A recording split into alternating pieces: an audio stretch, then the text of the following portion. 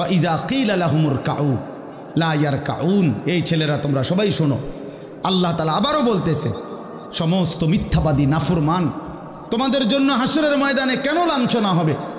এর প্রধান কারণ ওয়া ইযা কিলা লাহুমুর কাউ লা ইয়ারকাউন, যখনই বলা হতো নামাজ পড়তে, যখনই বলা হতো রুকু করতে, যখনই বলা হতো সেজদা দিতে, লা ইয়ারকাউন, আল্লাহ তাআলা বলেন সে রুকু করে না, সেজদা দেয় না, নামাজ পড়ে না, নামাজ পড়ে না। আল্লাহ বলেন আমি এতবার বললাম, একটা দিনে 5 বার মসজিদে আজান হলো, একটা মহল্লায় শুধু একটা মসজিদ না, এক এক ওয়াক্তে এক একজনের কানে কমপক্ষে 10টা মসজিদ থেকে আজানের আওয়াজ আসে, ঠিক কিনা বলেন? কি রে বান্দা, এত শক্ত হইলি কেমনে বান্দা? আমার এত বড় আসমান ও জমিন দিয়া, এত বড় কায়নাত দিয়ে বান্দা আমি তোকে লালন পালন করলাম, বিনিময়ে তুমি একটা সেজদাও দিলা না। 365 দিনে খোদার একটা বছর কোনো দিন ফজরের নামাজ পড়লা না। এ কেমন জিন্দিগি বাপ? এত এত কঠিন মানুষ কেমনে হয়? এত পাষাণ মুসলমান কেমনে হয় বাপ? বলেন। আর কতগুলো কথা বললে বলেন। এই জন্য নওজোয়ান, আমার অনুরোধ রইল, নওজোয়ান নিজেরে বরবাদ করে দিও না বাপ, নিজেরে শেষ করে দিও না, নষ্ট করে দিও না, কষ্ট পাইবা বাপ। একদিন কবরে তোমার 14 গোষ্ঠীর কেউ থাকবে না, একদিন হাসরের ময়দানে তোমার পাশে কেউ থাকবে না, তুমি শুধুই একা। আল্লাহ তাআলা বলছেন, বান্দা আমি এত বড় কোরআন নাজিল করলাম, তারপরে আর কি বললে তুমি ঈমান আনতে? আর কেমনে বলতাম আমি? নবীজি জিজ্ঞেস করবে, খোদার কসম নবী জিজ্ঞেস করবে, উম্মত 23টা বছর আমি দিন রাত কাঁদছি রে উম্মত, তুই জানোস না উম্মত আমি তোর জন্য কি পরিমাণ কাঁদছিলাম?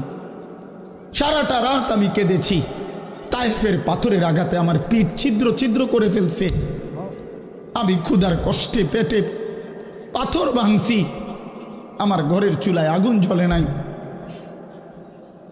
আমি দান্দার শহীদ করে সারাটা দেহ রক্ত মাখা হয়ে বেহুশ হয়ে উহুদের প্রান্তরে পড়েছিলাম, এত কাঁদলাম, এত রক্ত ঝরাইলাম, 23 বছরের বিনিময়ে উম্মত আমি বুঝি তোর কলজাটা নরম করতে পারলাম না?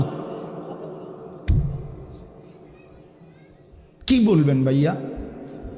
এই ছেলেরা বাপ কি বলবা তোমরা? বলো দোস্ত।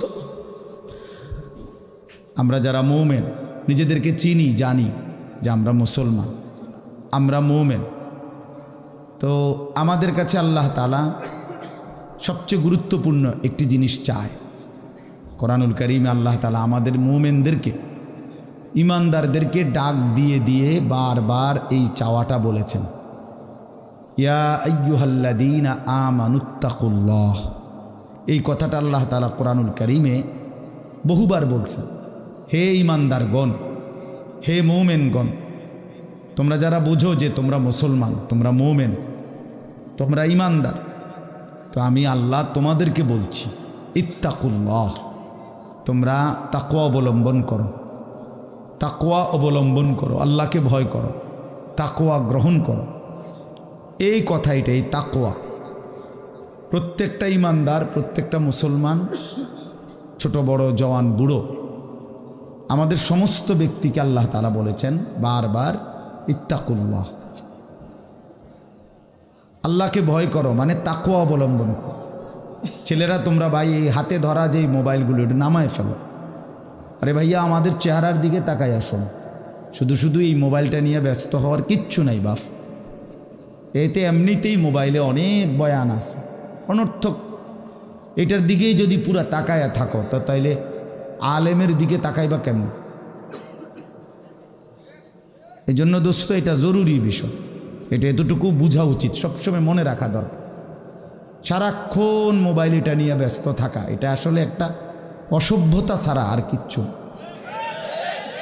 এটা এত পাগল মানুষ হয় না আসলে, সামান্যতম বিবেক কাজ করা উচিত, বুদ্ধি বিবেচনা, নিজের আকল দেমাগ কাজ করা উচিত, যে ভাই আমি কতক্ষণ, এক মানুষ বুঝি সারাদিন এটা নিয়ে থাকে, তাহলে আমাদেরকে আল্লাহ তাআলা কেন বানাইলেন? এই পৃথিবীতে আমরা আসলাম কেন? আমার জীবনের উদ্দেশ্যটা কি? ন্যূনতম আকল তো থাকা উচিত যে আমি আসলাম কেন, কে পাঠাইলেন আমারে, কেন পাঠাইলেন, কার কাছ থেকে আমি আসলাম, আমি যাব কোথায়।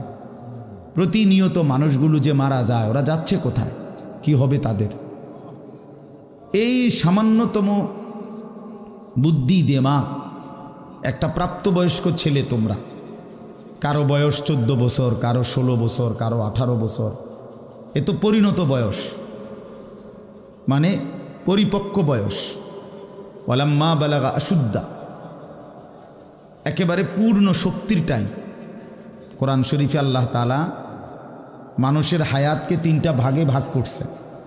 একটা হলো জন্মের পরবর্তী শিশুকাল, আরেকটা হলো যৌবনকাল, আরেকটা হলো বৃদ্ধকাল। এই 3টার মধ্যে আল্লাহ তাআলা নিজেই বলছেন শিশুকাল এবং বৃদ্ধকাল দুইটাই দুর্বল, দফ, এই শব্দের অর্থ দুর্বলতার সময়।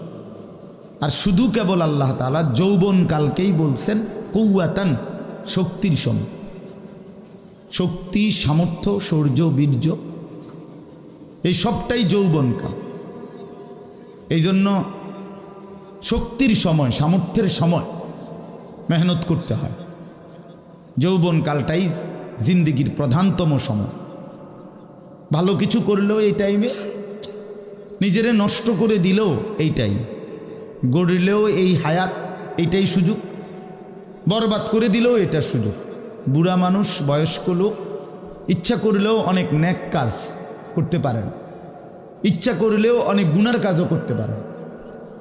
বয়স হয়ে গেছে 60 বছর, 70 বছর, এখন চাইলেই সারা রাত তাহাজ্জুদ পড়তে পারবে না, চাইলেই সারা রাত নাচের আড্ডায়ও থাকতে পারবে না, শরীরে কুলাবে না, ইচ্ছা থাকলেও পারবে না। ইচ্ছা করলেই আল্লাহর জন্য জান কোরবানি করে দ্বীনের জন্য কঠিন মেহনত মুজাহাদা করতে পারবে না, এটা স্বাভাবিক।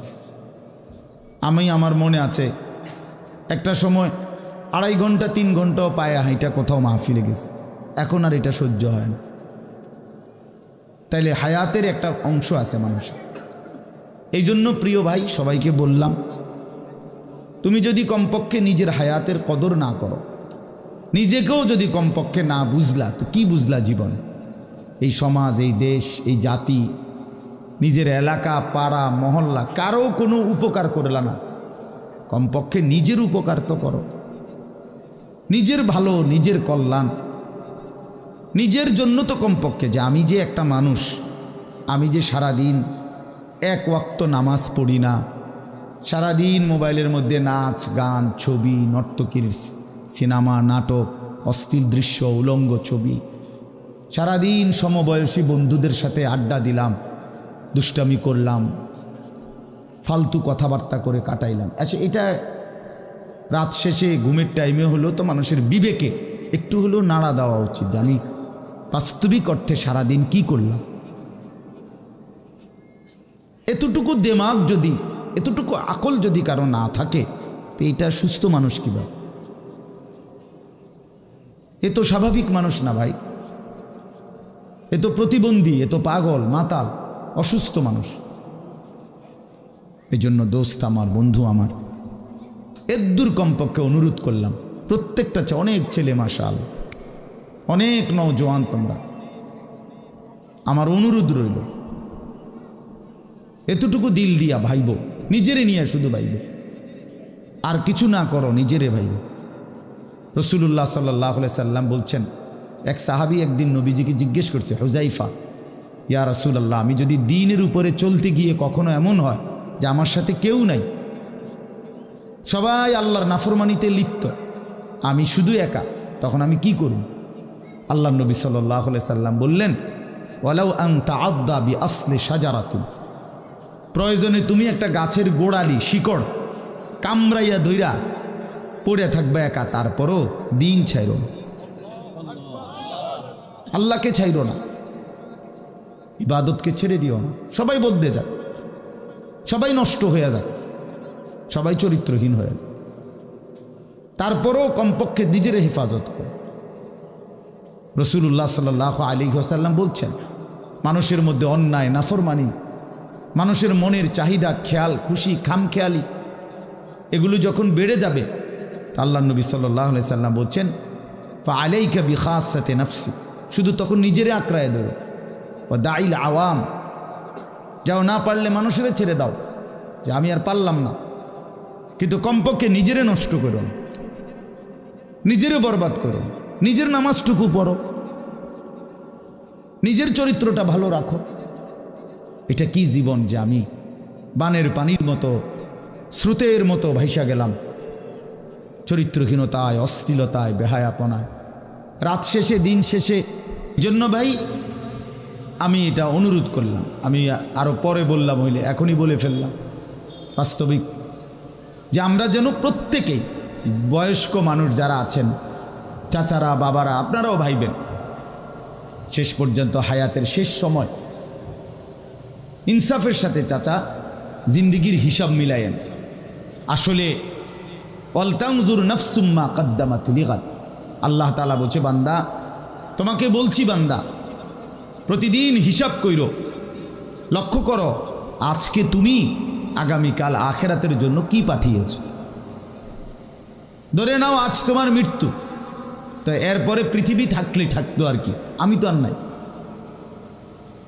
আমি মরে গেলে ভাইয়া পৃথিবী মনে করো আরো অনেক দিন থাকছে, পৃথিবী ধ্বংস হয় নাই, বুঝলাম কিয়ামত আরো 100 কোটি বছর পরেই হোক না, কিন্তু আমি তো আর নাই, আমার হায়াত তো শেষ, আমি তো আর পৃথিবীতে ফিরব না কোনোদিন। তো এরপরে পৃথিবীর সবাই যদি চাঁদের দেশেও চলে যায় আমার কি লাভ? এরপরে মানুষ সব যদি স্বর্ণের বাড়িতেও থাকে আমার কি ফায়দা? আমার ফায়দাটা কি ভাই? বাবা বলে সুদের টাকা দিয়া, ঘুষের টাকা দিয়া, হারামের টাকা দিয়ে, আল্লাহর নাফরমানি করে, অবৈধ পন্থায় হারাম রোজগার করে ঘরবাড়ি দিয়ে গেলেন, ছেলে পেলে করে, তো ছেলে পেলে করে দিয়ে গেলেন, কিন্তু আপনি তো থাকতেন না, আপনি তো খুব অল্প সময়ের ব্যবধানে কবরে চলে যাবেন, তো সেই কবরে কেমনে থাকবেন? তো নিজের ঘরকে অরক্ষিত করে, নিজের ঘরে ডাকাত রাইখা আপনি বুঝি আরেকজনের ঘর বাঁচাইতে গেলেন। আপনার ঘরের আগুন লাগছে, আপনি বুঝি আপনার ঘর নিভাইবেন না। এই বোকামি আমাদের বয়স্ক লোকরা করেন।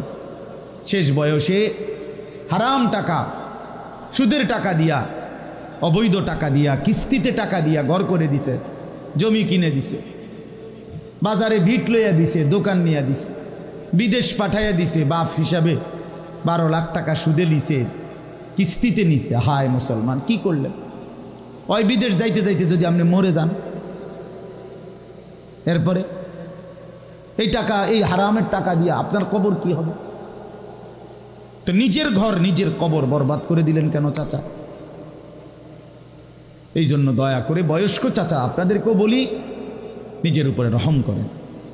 60 বছর বয়স, এখনো বিড়ি সিগারেট খান, তো ছাড়বেন কোন দিন? 60 বছর বয়স, এখনো চা দোকানে বসে বসে রঙিন টেলিভিশনে নাচ গান দেখেন, তো ছেড়ে দিবেন কোন দিন চাচা? হ্যাঁ, আপনি মরবেন কোন দিন? কবরে যাবেন কোন দিন? এখনো সময় হয় নাই? আখেরাতের কথা মনে পড়বার টাইম আজও হয় নাই? 60 বছরও কবরের কথা মনে পড়লো না? আহা, কি পাষাণ মানুষ! মুসলমান এত শক্ত হয় কেমনে? ইমানদার এত কঠিন হয় কেমনে ভাইয়া? এই জন্য দয়া করে আল্লাহ তাআলা আমাদের কাছে চায়, বান্দা তোমাদের ইমান, তোমরা মোমেন, তোমরা আমার ইমানদার বান্দা। এই জন্য আমি তোমাদেরকে বলছি ইত্তাকুল্লাহ, ইত্তাকুল্লাহ, ইত্তাকুল্লাহ, ইত্তাকুল্লাহ। তোমাদেরকে বলছি, আপন মনে করে বলছি, তোমাদের ইমান আমি নিলাম, তোমাদের মুসলমানের পরিচয়টা আমার দেওয়া। আমি যদি মুসলমান মায়ের ঘরে জন্ম না দিতাম, তো পৃথিবীর কোনো শক্তি তোমারে ইমানদারের ঘরে জন্ম দিতে পারতো না।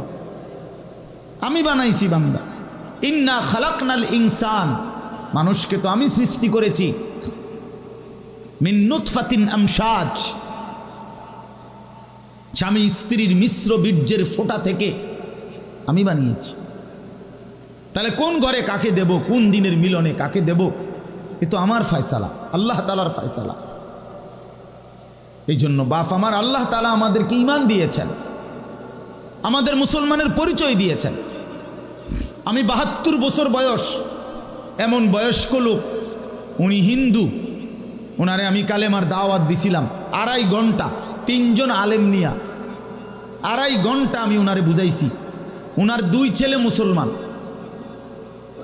হয়ে গেছে, মুসলমান বড় হয়ে গেছে, ওরা বাচ্চা কাচ্চা নিয়ে সংসার। কিন্তু ওই চাচা ৭২ বছর বয়স, আমি নিজে অজরে কাঁদছি বেচারার সামনে, ওই চাচার সামনে চোখের পানি ফেলে কাঁদছি। আমরা 3 জন মাওলানা কাঁদছি ওনার সামনে, যে চাচা আপনার 2টা ছেলে মুসলমান, আপনি কালেমাটা একটাবার পড়েন, আপনি জাহান্নামের আগুন থেকে বাইচা যাবেন। উনি বলতেছেন আমি এটা পড়বো না, পড়ে নাই, একবারও বলে না।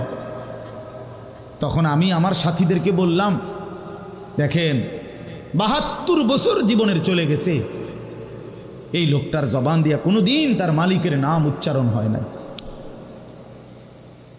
আর অথচ আমরা সেই ছোট্টবেলায় 2 বছর বয়সে মায়ের কাছ থেকে যখন কথা বলা শুরু হয়েছে, আমাদের মার মাধ্যমে, বাবার মাধ্যমে, ছোটবেলায় মক্তবের হুজুরের মাধ্যমে থেকে শুরু করে আজকে পর্যন্ত কত লক্ষবার, কত হাজারবার এই কালেমা আমরা, আল্লাহ তাআলা আমাদেরকে উচ্চারণের তৌফিক দান করছে।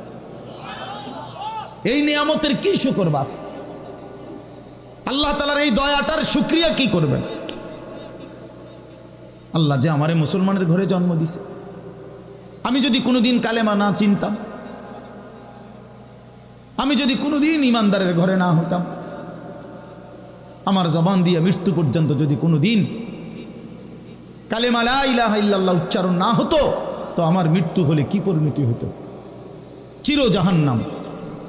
পৃথিবীর সমস্ত ভালো কাজও যদি কোনো বেঈমান করে, আল্লাহর কসম হাসরের ময়দানে তার 1 কানা করি বিনিময় পাবে না। পৃথিবীর সবগুলো ভালো কাজও যদি করে, ঈমান এতটা দাম। ঈমান বিহীন, কালেমা বিহীন পৃথিবীর সমস্ত ভালো কাজ আখিরাতে কোনো মূল্য। ফালা নুকিমু লাহুম ইয়াউমাল কিয়ামাতি ওয়াজনা। কোরআন শরীফে আছে, আল্লাহ তাআলা বলেন, সমস্ত কাফের বেঈমান আমি আল্লাহ তাআলা হাসরের দিন, কিয়ামতের দিন তাদের জিন্দেগীর সমস্ত কর্মকাণ্ড মিজানের পাল্লায় যখন রাখা হবে, ফালা নুকিমু লাহুম ইয়াউমাল কিয়ামাতি ওয়াজনা, তখন আমি আল্লাহ তাআলা তার কোনো ওজন মিজানের পাল্লার মধ্যে আসবে না। 100 গ্রামও হবে না, 10 গ্রামও হবে না। মানে ঈমানবিহীন কোনো আমলের, কোনো কর্মকাণ্ডের, কোনো ভালো মন্দ, কোনো কাজের, ভালো কাজের বিনিময় নাই। আল্লাহ তাআলা আমাদেরকে ঈমান দিয়েছেন, আল্লাহ তাআলা আমাদেরকে মুসলমান পরিচয় দিয়েছেন। জন্ম থেকে, ছোট্ট থেকেই আমরা প্রত্যেকেই বলতেছি আমি মুসলমান, আমি মোমেন। এটা অনেক বড় সৌভাগ্য বাপ, অনেক বড় ইহসান ও করম, মালিকের অনেক বড় দয়া, অনেক বড় দয়া। এখন আমরা যেহেতু এটা আমরা জানি, মানি, আচ্ছা মনে করেন এখানে এইখান থেকে যত মানুষ এখানে, ছেলে, ছোট বড় ছেলেরা, বাবারা, আমাদেরকে যদি কালেমা বলতে বলে, আমরা কি সবাই বলতে রাজি হব না? কথা বলেন না কেন? আমাদের কারো কোনো সংকোচ আছে?